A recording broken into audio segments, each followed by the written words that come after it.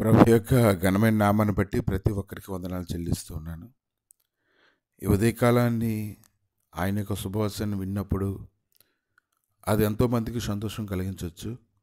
లోకసువార్త 1:44 చూసినప్పుడు, ఇదిగో నీ శుభవచనం నా చెవిని పడగానే నా గర్భంలోని శిశువు ఆనందంతో గొంతులు వేసాను.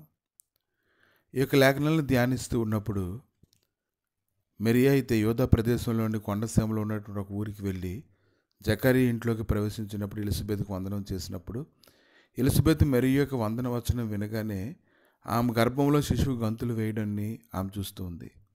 అందరు ఎలిజబెత్ పరిశుద్ధాత్మను నిండుకొనిదే బిగ్గరగా ఇట్లన్నో, స్త్రీలలో నువ్వు ఆశీర్వదించబడిన దానవు, నీ గర్భఫలమును ఆశీర్వదించబడిను.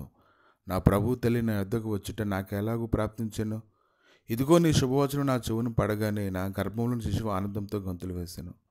ప్రభు ఆమెకు తెలియజేయించిన మాటలు సిద్ధించను గనుక నమ్మి ధన్యురాలెను. అప్పుడు మరియ ఇట్లా నేను, నా ప్రాణం ప్రభువును కనపరుచున్నది, ఆయన తన దాసురాలు దినస్థితి కటాక్షించెను. నా ఆత్మ నా రక్షకుడైన దేవుని యందు ఆనందించెను. సర్వశక్తుడు నా గొప్ప కార్యములు చేసెను కనుక ఇది మొదలుకొని అన్ని తరముల వారును నన్ను ధన్యులారందరూ. ఆయన నామం పరిశుద్ధము. ఈ సంగతులు ఈ యొక్క పరిస్థితి గురించి ఆలోచన చేస్తూ ఉన్నప్పుడు ఒక సంగతి అయితే మనం గ్రహించుకోగలగాలి.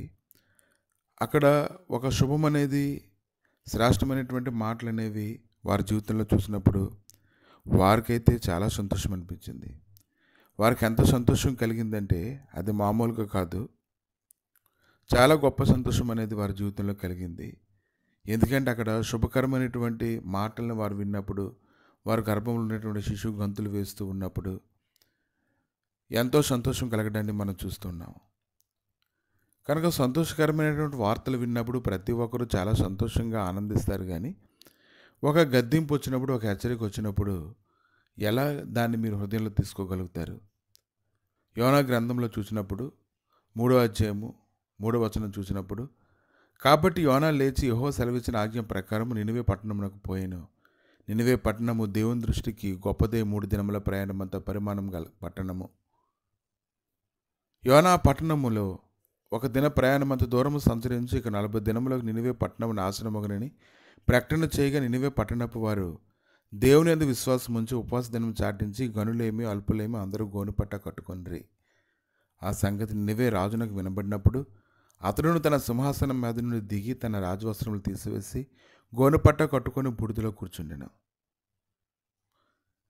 ఈ లేఖనాలు చూస్తూ ఉంటే ఏమనిపిస్తుందంటే ఇదేం శుభవచనం కాదు. యోనా ఆ యొక్క నినివే పట్టణానికి వెళ్ళి అక్కడ ప్రకటిస్తూ ఉన్నప్పుడు ఒక గద్దింపుకరమైనటువంటి మాటను వారు విన్నప్పుడు వెంటనే అల్పులేమి గనులేమి అందరూ కూడా, ఒకవేళ దేవుడు మనసు తిప్పుకొని పశ్చాత్తాపుడే మనం లయం కాకుండా తన కోపాగ్ని చల్లార్చుకున్నాడు కనుక మనుషులు ఏది పుచ్చుకొనకూడదు, పశువులు కానీ ఎద్దులు కానీ గొర్రెలు కానీ మేత మేయకూడదు, నీళ్ళు తాగకూడదు. మనుషులందరూ తమ దుర్మార్గములను విడిచి తాము చేయు బలత్కారం మానివేయవలను.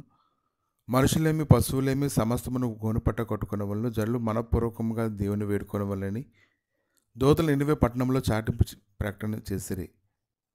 నినివే వారు తమ చెడుత నడతలను మానుకొనగా వారు చేసిన క్రియలను దేవుడు చూచి పశ్చాత్తాపుడే వారికి చేదునని తాను మాటిచ్చిన కీడు చేయక మాను. ఇదేం శుభవచనం కాదు కదా. శుభవచనం కాకపోయినప్పటికీ ఒక ప్రవక్త వెళ్ళి అక్కడ లేఖనాలు ప్రకటించినప్పుడు అక్కడ ప్రజలందరూ ఎలా ప్రవర్తిస్తున్నారో చూడండి. కనుక శుభవచనం విన్నప్పుడు నువ్వు ఎలాగైతే సంతోషిస్తావో, దేవుడికి హెచ్చరించినప్పుడు గద్దించినప్పుడు కూడా అలాగే నువ్వు సంతోషించాలి. నువ్వు అలాగే సంతోషించడం వలన ఖచ్చితంగా నువ్వు రెట్టింపు ఆశీర్వాదాన్ని పొందుకుంటావు. నినివే పట్టణస్తులు ఎంత వేగంగా మాటలు విని దానికి లోబడ్డాను మనం చూస్తున్నామో చూడండి. ఈరోజు ఆయన మాట్లాడి ఏ మాట అయినప్పటికీ కూడా హృదయపూర్వకంగా నీ హృదయంలోకి తీసుకొని దాన్ని నీ హృదయంలో తీసుకోవడం వలన, నీ హృదయంలో మార్పు చెందడం వలన, దేవుని హృదయంలో సంతోషం కలిగించడం ద్వారా నువ్వు శ్రేష్టమైనటువంటి ఆశీర్వాదాలు పొందుకుంటావు. ప్రతి విధమైన కీడు నుంచి నువ్వు తప్పించబడతావు. కనుక ప్రతి మాటను హృదయపూర్వకంగా నీ హృదయంలోకి నువ్వు తీసుకున్నట్లయితే ఖచ్చితంగా నువ్వు విడిపించబడతావు. ప్రభువా, మీ దయగలిగిన హస్తాలకు నాయన, నువ్వు మమ్మల్ని ప్రేమించి హెచ్చరించి గద్దించినప్పుడు లోబడ్డను కృప దయచేయండి తండ్రి. శుభవచనం విన్నప్పుడు ఎలాగైతే సంతోషిస్తామో, హెచ్చరించినప్పుడు గద్దించినప్పుడు కూడా, మమ్మల్ని సరిచేసినప్పుడు కూడా మేము అలాగా ఉండడానికి గాను కృప దయచేయమని, మీ మహిమతో నీ ప్రేరేపించమని నీ గొప్ప సన్నిధినైనా మాకు తోడుగా ఉంచి మీరే మహిమగంత ప్రభావాలు పొందమని నిరంతరము మాతో ఉన్నటువంటి దేవా నీకు లెక్కలేని స్తుతులు చెల్లిస్తూ యేసు నామములు అడిగి వేడుకుంటున్నాము తండ్రి. ఆమేన్.